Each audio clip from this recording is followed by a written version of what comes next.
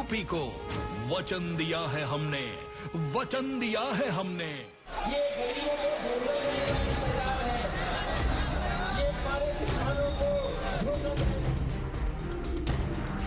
फिर मैं आभारी हूं आदरणीय प्रधानमंत्री जी का, आदरणीय राष्ट्रीय अध्यक्ष जी का। कहीं भी लड़ जाएंगे समाजवादी पार्टी जीत जाएगी।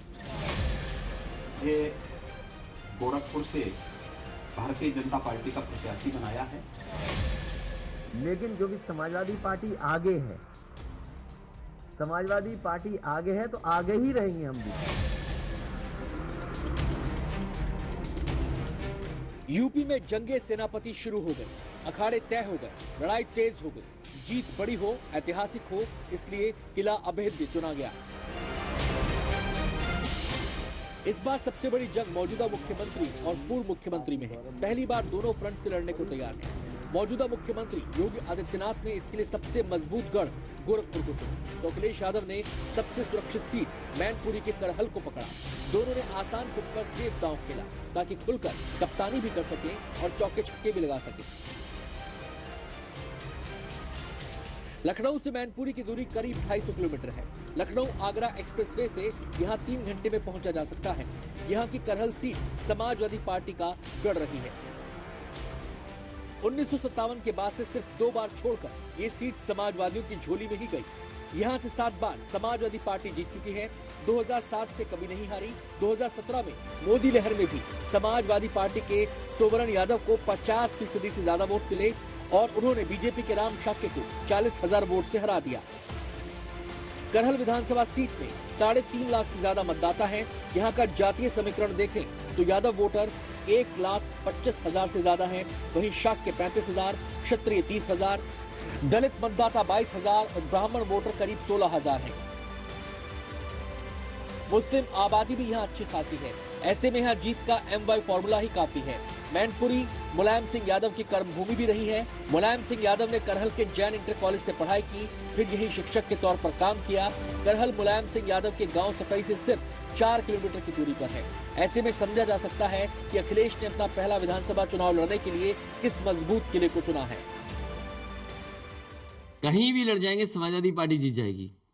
लेकिन सवाल ये है, ये लोग जाने वाले लोग हैं। ये स्टूल लेकर के रहे पूरे अपने कार्यकाल 4.5 साल निकाल दिया। 4.5 साल अपमानित हो रहे डिप्टी सीएम, अपमानित हो रहे। अपमानित होने वालों का कोई जवाब नहीं देंगे। लेकिन कहां गए?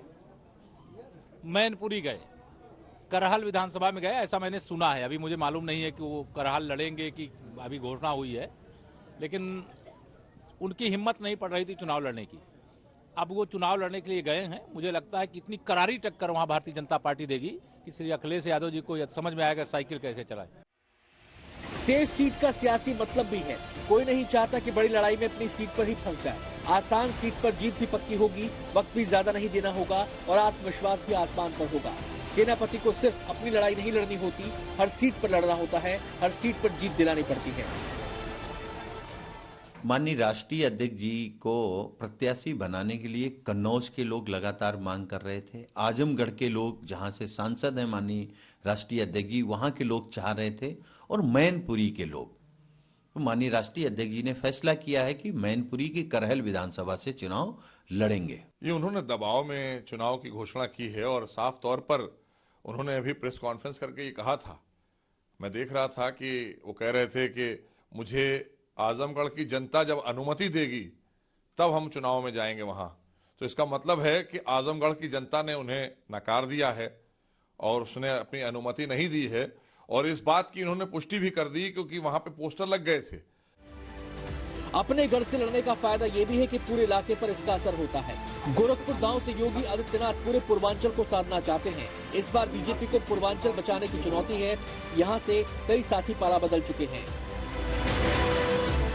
वहीं करहल से लड़कर अखिलेश पश्चिमी यूपी में पकड़ मजबूत करना चाहते हैं, जहां किसान आंदोलन ने बीजेपी की परेशानी बढ़ा दी। पिछले चुनाव में बीजेपी को पश्चिमी यूपी की 97 सीटों में से 44.4 वोट प्रतिशत के साथ 82 सीटें हासिल हुई थी। वहीं एसपी को 19.5% वोट के साथ 9 सीटें मिली थी। मैनपुरी वो इलाका है जो न केवल पश्चिमी यूपी में आगरा मंडल तक अपना असर डालता है, बल्कि अवध में कानपुर तक अपना प्रभाव छोड़ता है। इसमें फिरोजाबाद, एटा, औरैया, इटावा, कन्नौज की सीटें शामिल हैं। अब देखना है कि जंगे सेनापति में किसका दांव चलता है, कौन किस पर भारी पड़ता है, कौन अपने गढ़ से पार्टी के नैया पार लगाता है। आज तक ब्यूरो।